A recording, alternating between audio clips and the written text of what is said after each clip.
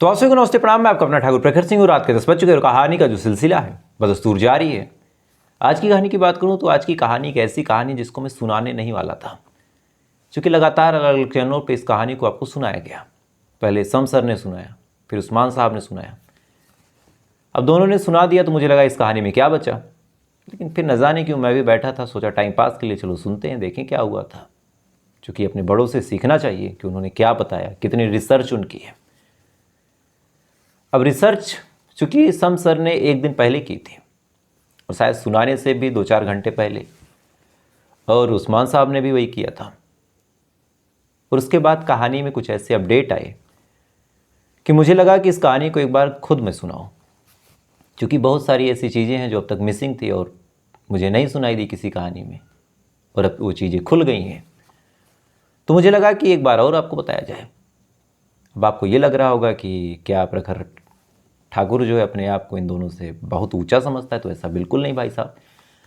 बस ये बातें, ये डिस्क्लेमर इसलिए दे रहा हूँ ताकि लोग कहें कि इस कहानी को उन्होंने सुनाया था, आपने क्यों सुनाया। तो इससे पहले वो कमेंट में अपना टाइम बर्बाद करें, मैं ही बता देता हूँ। खैर, अब बढ़ते हैं कहानी की तरफ। आज की कहानी अयोध्या की है। एक ऐसी कहानी जिसमें दो लोगों की शादी होती है। शादी होने के बाद दोनों सुहागरात की सेज पे जाते हैं। अच्छी खासी उनकी सुहागरात चलती है। सुबह होती है और सुबह होने के बाद उस पूरे परिवार में मातम फैल जाता है, क्योंकि सुहागरात के बाद पति पत्नी दोनों मरे मिलते हैं। अब ऐसा क्यों हुआ? कौन सी ऐसी वजह थी जिसमें पत्नी की भी जान गई, पति की भी जान गई? क्या ये हत्या थी, या फिर आपस में समझबूझ के दोनों ने अपनी अपनी जान दे दी? क्या रहस्य है? पूरी चीज़ आपको मैं डिटेल बताऊंगा। तो सीधा सीधा इस कहानी का रुख करते हैं। और इस कहानी की असल शुरुआत होती है अयोध्या से। अयोध्या में एक जगह लगती है शहादतगंज, और इसी शहादतगंज में एक फैमिली रहा करती थी। फैमिली के जो मुखिया थे उनका नाम था दीपक। उनकी बहनें थी और एक भाई था छोटा, जिसका नाम था प्रदीप। दुर्भाग्यवश लगभग 10-15 साल पहले जो दीपक के फादर थे, उनकी एक रोड एक्सीडेंट में डेथ हो गई थी। यही वजह थी कि दीपक अपने पूरे परिवार को चलाते थे, एक तरह से गार्जियन थे। अब कम उम्र में ही पिता का साया उठ गया। इसका असर जो था बच्चों पे भी पड़ा। ना ही दीपक ज़्यादा पढ़ लिख पाया और ना ही जो प्रदीप था छोटा भाई, वो भी ज़्यादा पढ़ लिख पाया। लेकिन रोजगार की तलाश में दोनों ने कम उम्र से ही काम धंधा शुरू किया। प्रदीप टाइल्स लगाने का काम करता और दीपक भी इधर उधर कुछ काम करता। धीरे धीरे प्रदीप बड़ा हुआ। बड़ा होने के बाद फिर शादी की उम्र हुई, नौजवान हुआ। इसी दौरान साल 2024 की बात है, शुरुआत में।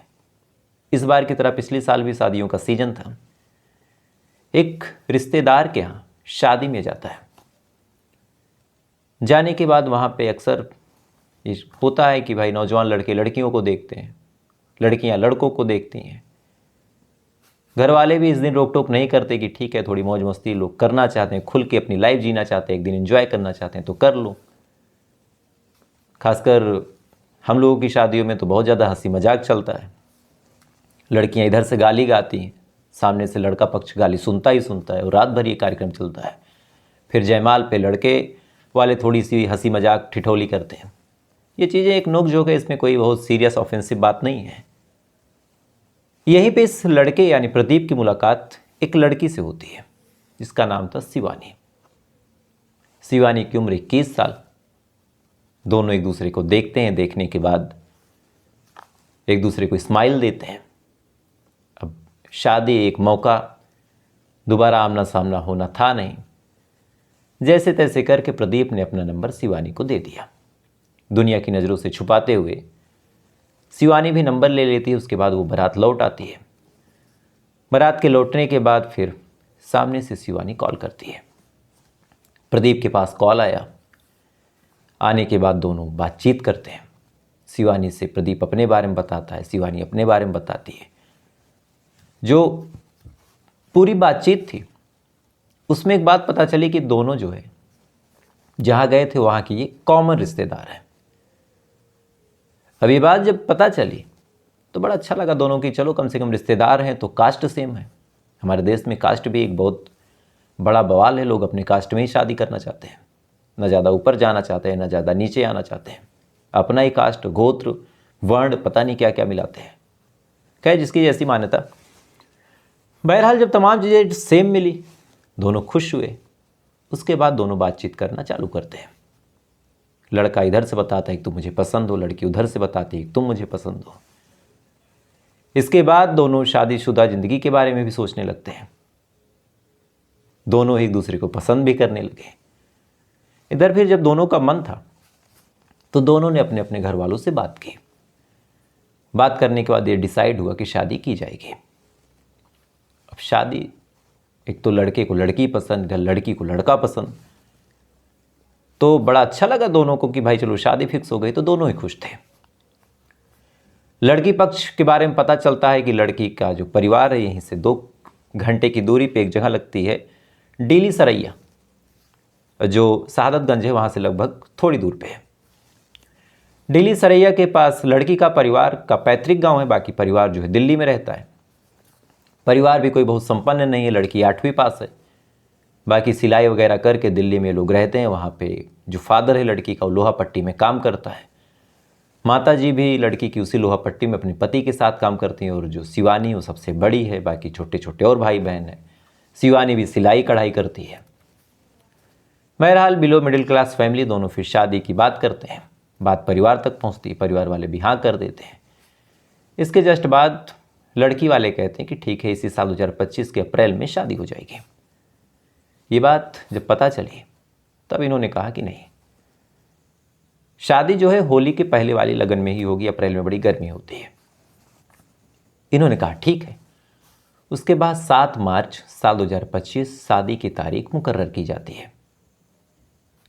इसी 7 मार्च को, यानी आज से चंद दिन पहले, जोड़े तो 5 दिन पहले तारीख फिक्स हुई। इधर जो प्रदीप था काफ़ी खुश था, क्योंकि उसके मन की शादी थी। टाइल्स का काम करता था, लिहाजा उसने अपने पैसे से टाइल्स खरीदा, पूरे घर में टाइल्स लगवाया कि पत्नी आएगी उसके लिए घर बढ़िया हो। भाई, रिश्तेदार, तमाम लोग खुश थे, क्योंकि प्रदीप का जो स्वभाव था बड़ा ही मृदुल था, न किसी से कोई लड़ाई, न कभी झगड़ा, न किसी से ऊंची आवाज़ में बात करना। आस पड़ोस के जो लोग थे, जैसे प्रमोद वर्मा वगैरह जो पड़ोसी थे, कभी कभार वो तंज भी कसते थे कि यार तुम तो काले कलौटे, तुम्हारी जो बेबी है बड़ी सुंदर मिल रही है। इस पे जो प्रदीप था बड़ा इतराते हुए कहता कि भाई मिल तो रही है, अपनी अपनी किस्मत है। बहरहाल शादी फिक्स थी। फिर 7 तारीख को बड़े धूमधाम के साथ शादी करने के लिए इधर से बाराती और दूल्हा यानी प्रदीप सब लोग जाते हैं। जाने के बाद रात में शादी होती है। शादी होने के बाद सुबह 6 बजे खिचड़ी वगैरह खा के प्रदीप अपनी पत्नी शिवानी को अपने साथ लेके पूरे बाराती गाजे बाजे के साथ वापस आते हैं। आने के बाद घर पे कुछ रीति रिवाज होते हैं। फिर इधर प्लान ये था कि 9 तारीख को हम लोग रिसेप्शन, यानी लोकल गांव की भाषा में कहें तो बहु भोज करेंगे। तो 8 तारीख को विदाई होके लड़की इधर आती है ससुराल। उसके बाद फिर पूरी तैयारी चलती है अगले दिन की। रात भर हंसी मजाक शाम तक चलता है, 10-11 बजे तक। इधर सुहागरात की सेज भी तैयार थी। शिवानी कमरे में पहले जाती है। रिश्तेदारों से, दोस्तों से, तमाम भाइयों से हंसी मजाक करने के बाद जो प्रदीप था वो भी रात के कमरे में जाता है। पूरा परिवार सो जाता है। सुबह 6 बजे तमाम लोग उठते हैं, महिलाएं 5 बजे उठती हैं। उसके बाद फिर धीरे धीरे वक्त आगे बढ़ता है। घड़ी में लगभग 7 बज जाते हैं। अब चूंकि रिसेप्शन का प्रोग्राम था और एक गांव और देहात में खासकर ये चीज़ें होती कि भाई नई बहू आई, अगर वो टाइम से उठ जाएगी तो रिश्तेदारों के सामने एक अच्छी इमेज जाएगी, लेट उठेगी तो थोड़ा सा लोग अजीब रिएक्ट करते हैं। तो जो प्रदीप की माँ थी वो बेचारी जाती है, दरवाज़ा खटखटाती है कि भाई उठो। बेटा भी नहीं उठा था, बहू भी नहीं उठी थी, बड़ा अजीब लग रहा था। अंदर से कोई रिस्पॉन्स आया नहीं। इसके बाद फिर थोड़ी देर बाद ये हुआ कि बहन गई अनीता, उसने भी आवाज़ लगाई, फिर कोई रिस्पॉन्स नहीं। अब 1 बार 2 बार हुआ, फिर फ़ोन किया गया, फ़ोन बजता रहा, बाहर तक आवाज़ आती रही, लेकिन फिर कोई रिस्पॉन्स नहीं। अब काफ़ी देर तक जब ये चीज़ें हुई तो घर वाले परेशान कि भाई ठीक है गहरी नींद में सो रहे हैं, लेकिन ऐसा क्या कि तमाम लोग दरवाज़ा पीट रहे हैं, कोई रिस्पॉन्स नहीं। अब धीरे धीरे तमाम लोग दरवाजे के बाहर इकट्ठा, पीटने के साथ शोर मचा के आवाज़ करने लगे कि उठो उठो, कहाँ, आवाज़ देने लगे चिल्ला चिल्ला के, लेकिन अंदर से कोई रिस्पॉन्स नहीं। अब वक्त के साथ साथ ये चीज़ें परिवार वालों को टेंशन देने लगी। परिवार वाले अब धीरे धीरे जब चिंतित होते हैं तब वो डिसाइड करते हैं कि अब इस दरवाजे को तोड़ा जाए। इसी के जस्ट बाद फिर जो घर के बाकी मर्द थे वो बाहर आते हैं, उसके बाद दरवाजे को तोड़ने का इंतज़ाम करते हैं। फिर दरवाज़ा तोड़ा जाता है और जैसे ही अंदर ये लोग दाखिल होते हैं, अंदर का जो मंजर था उसको देखने के बाद तमाम लोगों की चीखें निकल जाती हैं। जो महिलाएं थी, लड़कियां थी, घबरा के बाहर भागती हैं। पूरा घर मातम के घर में बदल जाता है। फौरन पुलिस को इत्तला किया जाता है, डॉक्टर को इत्तला किया जाता है। पता चलता है कि जो पत्नी थी शिवानी वो बिस्तर पे मरी पड़ी थी और उसका जो पति था प्रदीप पंखे से लटका हुआ था एक साड़ी से। अब ये बात जैसे पुलिस को पता चली, पुलिस भी आई, बॉडी को अपने कब्जे में लिया, पोस्टमार्टम के लिए भेजा। इधर ये बात जब पूरे इलाके में फैली, तमाम लोग सन्न हो गए कि अच्छी खासी शादी हुई, आते हैं घर पे, सब कुछ बढ़िया हंसी मजाक के साथ चल रहा था, रात में दोनों सोने जाते हैं, सुबह इस तरह का मंजर। तो ऐसा हुआ क्यों? ये खबर मीडिया में फैली, मीडिया वालों ने भी पूछना शुरू किया। सब लोग क्यूरियस थे कि भाई क्या वजह थी कि अच्छी खासी शादी दोनों की मन की थी और इस तरह से। इधर चूंकि आसपास और परिवार के लोगों ने सबने एक सुर में बताया कि भाई दरवाज़ा तो अंदर से बंद था, तो किसी ने कुछ किया, ऐसा कोई एंगल मिला नहीं। अब पुलिस वाले भी परेशान। बहरहाल इधर बॉडी को पोस्टमार्टम के लिए भेजा, इधर परिवार वालों से बयान लेना शुरू किया। जो कुछ मैंने अभी आपको बताया, परिवार वालों ने सेम थ्योरी आपको पुलिस वालों को बताई। तब तक पोस्टमार्टम रिपोर्ट आती है और इस रिपोर्ट की अगर माने तो दोनों की मौत के बीच 45 मिनट और 1 घंटे का लगभग अंतर है, 45 से 1 घंटे। तो ये कैसे पॉसिबल है? पुलिस ने फिर फॉरेंसिक टीम बुलाई, उसके बाद मोबाइल फ़ोन को कब्जे में लिया, पूरे कमरे को अच्छे से तलाशा, तमाम और चीज़ें की। उसके बाद एक कहानी निकल के सामने आई और ये कहानी आधी सुलझी आधी उलझी। वजह चाहे जो हो, लेकिन इंसानियत शर्मसार है। क्यों? पूरी कहानी जानिए। दरअसल दोनों एक दूसरे को पसंद करते थे, इसमें भी कोई दो राय नहीं था। दोनों अपने मन से एक दूसरे से शादी भी करना चाहते थे, दोनों खुश थे, इसमें भी कोई दो राय नहीं। लेकिन इन तमाम चीज़ों के बावजूद जब रात को जो लड़का था कमरे में जाता है, यानी प्रदीप शिवानी के कमरे में जब जाता है, जाने के बाद अचानक से लगभग 11:45 के आसपास उसके फ़ोन पे एक मैसेज आता है। मैसेज में कुछ वैसा ही लिखा था जो एक बॉयफ्रेंड अपनी एक्स को भेजता है कि तुमने मुझे छोड़कर अच्छा नहीं किया। अब इस मैसेज के बाद जो रिपोर्ट्स हैं उसके हिसाब से आपको बताऊं कि इन दोनों ने फिर फिजिकल रिलेशन बनाया, यानी एक सुहागरात को इन्होंने मुकम्मल किया। इसी के जस्ट बाद फिर पत्नी थक के सो जाती है, चूँकि रात भर ये लोग जगे थे और दिन भर लोग देखने वाले आ रहे थे कि कौन है पत्नी, भाई कैसे दिखती है। गांव में शहर में अक्सर लोग देखने आते हैं पैसे वैसे लेके। तो पत्नी थक के सो जाती है। 3 बजे के आसपास जो प्रदीप था वो उठता है। उठने के बाद कमरे में थोड़ी देर तक टहलता है। टहलने के बाद फिर वो अचानक से पत्नी को देखता है और उसके ऊपर हमला कर देता है। जैसे ही हमला करता है, हमला करने के फौरन बाद जो पत्नी थी वो उठ जाती है, बचाव की कोशिश करती है, लेकिन इतनी तेज़ी के साथ प्रदीप ने हमला किया था कि काफ़ी संघर्ष करती है, काफ़ी बचने की कोशिश करती है। प्रदीप के हाथों को नाखून से नोचती है, छुड़ाने की कोशिश करती है। इधर प्रदीप ने शिवानी की गर्दन को इस कदर जकड़ रखा था कि प्रदीप के जो नाखून थे शिवानी की गर्दन में धंस जाते हैं, पूरी गर्दन नीली पड़ जाती है। और एक चीज़ आप कभी कोशिश मत कीजिएगा, लेकिन एक आपकी जानकारी में इजाफा करते हुए बता दूं कि अगर गर्दन की नब्ज़ को 30 से 40 सेकंड तक कस के दबा दिया जाए तो नीचे की जो बॉडी होती है वो पैरालाइज हो जाती है और चेहरा बुरी तरीके से लाल हो जाता है, कुछ समझ नहीं आता, आपका कंट्रोल आपकी निचली बॉडी पे नहीं रहता। तो 30-40 सेकंड तक शिवानी संघर्ष करती है। इस दौरान उसने हाथों को काफ़ी खरोचा, उसके निशान भी प्रदीप की बॉडी पे मिले, लेकिन उसके बाद वो ढीली पड़ जाती है और फिर 1-2 मिनट तक तड़पने के बाद उसकी मौत हो जाती है। मौत होने के बाद अब प्रदीप परेशान कि अब क्या करें, क्योंकि भाई बाहर एक परिवार जो इस उम्मीद में है कि सुबह दोनों हंस खेल के निकलेंगे, पूरे परिवार के साथ रिसेप्शन की तैयारी होगी, और इधर मैंने अपनी पत्नी को मार दिया। वजह क्या कि एक मैसेज आया था। काफ़ी देर तक गिल्टी फील करने के बाद आखिर प्रदीप जो था एक साड़ी निकालता है, जाहिर सी बात है साड़ी अपनी पत्नी की ही लेता है, उसको पंखे के ऊपर लगे हुक में फंसाता है और फंसाने के बाद पहले कुर्सी रखता है, फिर स्टूल रखता है, उसके बाद फिर खुद को हैंग करता है, फिर कुर्सी स्टूल को गिरा देता है और लगभग 15-15 मिनट तक तड़पने के बाद इसकी भी जान चली जाती है। उसके बाद दोनों कमरे में मरे पड़े रहे। सुबह दरवाज़ा तोड़ा गया। अब ये तमाम कहानी तो क्लियर हो गई, लेकिन अब बड़ा सवाल था कि आखिर वो मैसेज था किसका।